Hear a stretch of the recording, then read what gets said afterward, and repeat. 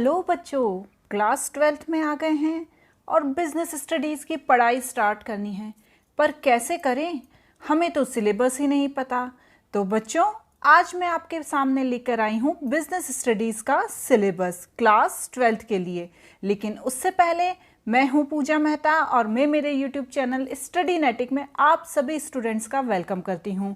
Students, मेरे इस channel को लाइक कीजिए, सब्सक्राइब कीजिए। किसी भी तरह की कोई क्वेरी हो तो कमेंट बॉक्स में पूछिए। बिल्कुल टेंशन फ्री होकर क्लास 12 की पढ़ाई स्टार्ट कीजिए और जानिए कि है क्या बिजनेस स्टडीज़ का सिलेबस। तो स्टूडेंट्स, स्टार्ट करते हैं क्लास 12 का सिलेबस। देखिए बच्चों, इसमें थ्योरी 80 मार्क्स की होती है और प्रोजेक्ट वर्क 20 मार्क्स का होता है। इस तरह से टोटल ये 100 मार्क्स का पेपर होता है, जिसे हमने पार्ट ए एंड पार्ट 2 में डिवाइड किया होता है। जो पार्ट ए होता है उसके अंदर भी 8 यूनिट होती हैं और जो पार्ट बी होता है उसके अंदर 4 यूनिट होती हैं। इसकी जो फर्स्ट यूनिट होती है उसमें nature and significant of management पढ़ाया जाता है, सेकंड में प्रिंसिपल ऑफ मैनेजमेंट पढ़ाया जाता है एंड थर्ड में बिजनेस एनवायरनमेंट पढ़ाया जाता है। इन तीनों में से 16 मार्क के क्वेश्चन आपके एग्जाम में आते हैं। नेक्स्ट चैप्टर प्लानिंग का होता है और उसके बाद ऑर्गेनाइजिंग पढ़ाया जाता है। इसके अंदर 14 मार्क्स के क्वेश्चंस आपके एग्जाम में आते हैं। उसके बाद 6th चैप्टर होता है स्टाफिंग का, 7th होता है डायरेक्टिंग का एंड 8th चैप्टर होता है कंट्रोलिंग का, जिसमें से 20 मार्क्स के क्वेश्चंस आपके एग्जाम में बच्चों पूछे जाते हैं। अब इसके पार्ट बी में बिजनेस फाइनेंस एंड मार्केटिंग पढ़ाया जाता है, जिसके 9th चैप्टर में फाइनेंशियल मैनेजमेंट पढ़ाया जाता है। उसके बाद 10th चैप्टर में फाइनेंशियल मार्केट्स पढ़ाया जाता है, जिसमें से 15 मार्क्स के आपके क्वेश्चंस आते हैं। इसके बाद 11th चैप्टर में मार्केटिंग मैनेजमेंट पढ़ाया जाता है बच्चों एंड 12th चैप्टर में कंज्यूमर प्रोटेक्शन पढ़ाया जाता है, जिसमें से 15 मार्क्स के क्वेश्चन एग्जाम में आते हैं। इस तरह यूनिट ए में से टोटल 50 मार्क्स के क्वेश्चन आते हैं एंड जो यूनिट बी होती है उसमें टोटल 30 मार्क्स के क्वेश्चन आते हैं। उसके बाद पार्ट सी आता है, जिसमें 20 मार्क्स का पार्ट सी होता है, जो प्रोजेक्ट वर्क दिया जाता है स्कूल की तरफ से, जिसे आपको तैयार करके अपने स्कूल में सबमिट करना होता है। अब हम इसका पार्ट ए समझेंगे, जिसमें principles and function of management पढ़ाया जाता है। इसकी यूनिट 1 में nature and significance of management पढ़ाया जाता है, जिसमें मैनेजमेंट के कॉन्सेप्ट, ऑब्जेक्टिव एंड इम्पॉर्टेंस बताए जाते हैं। जैसा कि बताया था मैंने बच्चों कि जब भी आप कोई नई चीज़ पढ़ना चालू करते हैं तो सबसे पहले उसके कॉन्सेप्ट समझाए जाते हैं, ऑब्जेक्टिव समझाए जाते हैं, साथ ही साथ इसकी इम्पॉर्टेंस बताई जाती है। उसके बाद मैनेजमेंट को as a science, art and profession बताया गया है, उसको यहाँ पर डिटेल में पढ़ाया गया है। लेवल्स ऑफ मैनेजमेंट पढ़ाए जाते हैं, कौन कौन से लेवल होते हैं, top level, middle level and lower level management इसमें पढ़ाई जाती है। Management function planning, organising, staffing, directing and controlling को समझाया जाता है। उसके बाद कोऑर्डिनेशन पढ़ाया जाता है, इसके कॉन्सेप्ट एंड इम्पॉर्टेंस को समझाया जाता है बच्चों। साथ ही साथ यूनिट 2 में प्रिंसिपल ऑफ मैनेजमेंट पढ़ाया जाता है।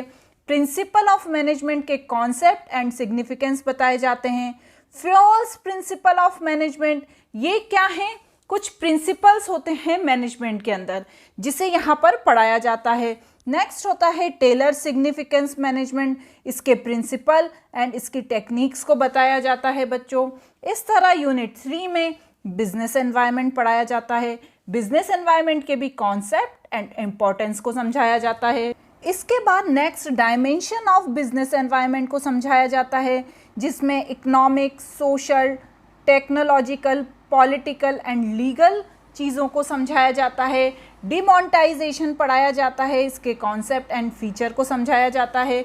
देखिए बच्चों, जो इस साइड दिया हुआ है इसका मतलब ये है कि आप ये पढ़ने के बाद ये सारी चीज़ें अंडरस्टैंड करते हैं, ठीक है बच्चों।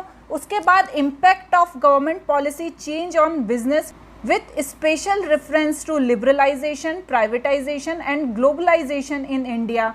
यह सारी पॉलिसीज़ जो होती हैं, जो गवर्नमेंट द्वारा हमें दी जाती हैं, वो यहाँ पर पढ़ाई जाती हैं। यूनिट 4 में प्लानिंग पढ़ाई जाती है। किसी भी बिजनेस को स्टार्ट करने से पहले क्या प्लानिंग की जानी चाहिए, उसके कॉन्सेप्ट, इम्पॉर्टेंस एंड लिमिटेशंस को समझाया जाता है बच्चों। उसके बाद प्लानिंग की प्रोसेस बताई जाती है, ये बताते हैं कि प्लानिंग की प्रोसेस क्या है। उसके बाद single use and standing plans, objective, strategy, policy, procedure, method, rule, budget and programmes को समझाया जाता है बच्चों। इसके बाद यूनिट 5 आ जाती है जिसमें ऑर्गेनाइजिंग पढ़ाई जाती है। इसके भी कॉन्सेप्ट एंड इम्पॉर्टेंस बताए जाते हैं, ऑर्गेनाइजिंग प्रोसेस बताई जाती है, structure of organisation, function and divisional concept, formal informal organisation के कॉन्सेप्ट को पढ़ाया जाता है। जब भी कोई बिजनेस स्टार्ट किया जाता है तो उसे किस तरह से ऑर्गेनाइज करना चाहिए, यह सारी चीज़ें इसके अंदर पढ़ाई जाती हैं। Delegation, concept, element and importance पढ़ाया जाता है। डिसेंट्रलाइजेशन, कॉन्सेप्ट एंड इम्पॉर्टेंस पढ़ाया जाता है।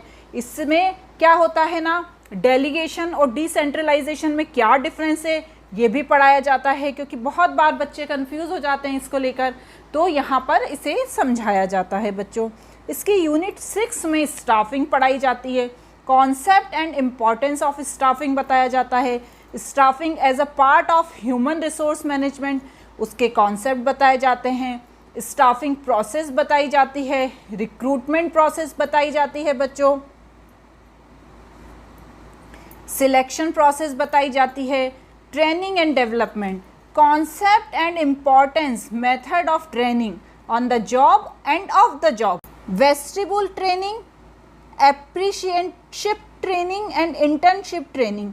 ये सारी ट्रेनिंग बताई जाती हैं कि होती क्या है। जब भी कोई नया एम्प्लॉय किसी ऑर्गेनाइजेशन में आता है तो उसको हमेशा ट्रेनिंग दी जाती है कि उसको ऑर्गेनाइजेशन में किस तरह से काम करना है। नेक्स्ट होता है यूनिट 7 में डायरेक्टिंग, कॉन्सेप्ट एंड इम्पॉर्टेंस पढ़ाए जाते हैं, एलिमेंट ऑफ डायरेक्टिंग पढ़ाए जाते हैं, motivation, concept, Maslow hierarchy of need, financial and non financial incentive इसके अंदर बच्चों पढ़ाया जाता है। Leadership, concept, style, democratic and laissez faire, leadership के टाइप इसमें पढ़ाए जाते हैं। नेक्स्ट होता है communication, concept, formal and informal communication, barrier to effective communication, how to overcome the barriers, यह सारी चीज़ें बच्चों को इसके अंदर बताई जाती हैं। नेक्स्ट होता है कंट्रोलिंग, यूनिट 8 के अंदर पढ़ाया जाता है जिसमें कंट्रोलिंग के कॉन्सेप्ट एंड इम्पॉर्टेंस को पढ़ाया जाता है। नेक्स्ट होता है relationship between planning and controlling, ये इसमें समझाया जाता है। Step in process of controlling, यह भी यूनिट 8 के अंदर पढ़ाया जाता है। इस तरह टोटल 50 मार्क्स का पार्ट ए में पढ़ाया जाता है। उसके बाद आ जाता है part B, business finance and marketing. इसमें यूनिट 9 के अंदर फाइनेंशियल मैनेजमेंट को पढ़ाया जाता है। Concept, role and objective of financial management समझाया जाता है। Financial decision, investment, financial and dividend, meaning and factor of affecting them, यह सब इसमें समझाया जाता है। Financial planning, concept and importance बताई जाती है। Capital structure, concept and factor affecting capital structure, ये समझाया जाता है। Fixed and working capital, concept and factor affecting their requirement, ये समझाया जाता है बच्चों इसके अंदर। यूनिट 10 के अंदर फाइनेंशियल मार्केट पढ़ाया जाता है। फाइनेंशियल मार्केट क्या होता है, इसके कॉन्सेप्ट क्या होते हैं, फंक्शन क्या होते हैं, टाइप क्या होते हैं। देखिए बच्चों, जब भी किसी का कोई टॉपिक पढ़ाते हैं उसका पहले तो कॉन्सेप्ट, फंक्शन, टाइप ये समझाया जाता है। उसके बाद money market and it's instruments को समझाया जाता है। Capital market and it's type, primary and secondary, method of flotation in the primary market, ये समझाया जाता है बच्चों। उसके बाद आ जाता है stock exchange, function and trading procedure पढ़ाया जाता है। उसके बाद पढ़ाया जाता है securities and exchange board of India, SEBI, objective and function, ये बहुत ही इंपॉर्टेंट होता है। आगे चल के किसी तरह का भी यदि आप कोई कॉम्पिटिटिव एग्ज़ाम देते हैं वहाँ पर भी इसमें से बहुत सारे क्वेश्चन पूछे जाते हैं, तो इन्हें बहुत ध्यान से पढ़ना चाहिए। नेक्स्ट होती है unit 11 marketing, concept, function and philosophies of marketing पढ़ाई जाती हैं। मार्केटिंग मिक्स पढ़ाया जाता है, कॉन्सेप्ट एंड एलिमेंट बताए जाते हैं। Product branding, labelling and packaging, इसके कॉन्सेप्ट पढ़ाने हैं। उसके बाद प्राइस पढ़ाया जाता है, concept, factor and determining price पढ़ाया जाता है। Physical distribution, concept, component and channel of distribution को समझाया जाता है बच्चों। उसके बाद आ जाता है promotion, concept, element, advertisement, personal selling, sales promotion, public relation. जब भी हम कोई प्रोडक्ट बनाते हैं तो उसका प्रमोशन किस तरह से करना है, ये सारी चीज़ें इसमें पढ़ाई जाती हैं। उसके बाद यूनिट 12 आ जाता है बच्चों, कंज्यूमर प्रोटेक्शन पढ़ाया जाता है। Concept and importance of consumer protection, ये सारा बताया जाता है इसके अंदर। उसके बाद होता है द कंज्यूमर प्रोटेक्शन एक्ट 2019, इसका यहाँ पर लिंक भी दिया हुआ है जिसे खोलकर आप इसके बारे में जान सकते हैं। Meaning of consumer, rights and responsibility of consumers, who can file the complaint हैं। और लास्ट में consumer awareness, role of the consumer organisation and non government organisations, मतलब कंज्यूमर को अवेयर करने के लिए क्या क्या रोल होता है इनका, यह पढ़ाया जाता है। और लास्ट में यूनिट 13 के अंदर प्रोजेक्ट वर्क दिया जाता है। यह प्रोजेक्ट वर्क स्कूल की तरफ से दिया जाता है जिसे आपको कंप्लीट करके सबमिट करना होता है। यह 20 मार्क्स का होता है। इस तरह से यह टोटल 100 मार्क्स का पेपर होता है बच्चों। क्लास 12 की पढ़ाई में आपको फुल फोकस करना है, अच्छे से अपनी बिजनेस स्टडीज़ की पढ़ाई को अच्छे से करना है।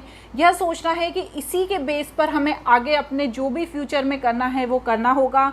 तो आपने जितना लाइटली क्लास 11th को लिया है उतना लाइटली आपको क्लास 12th को नहीं लेना है। अपने पास से अच्छे से मेहनत करके पढ़ाई करना है। ये नहीं सोचना है कि लॉकडाउन लगा हुआ है तो हम पढ़ाई ना करें, स्कूल बंद है तो हम पढ़ाई ना करें। हमें पूरी मेहनत के साथ पढ़ाई करना है बच्चों।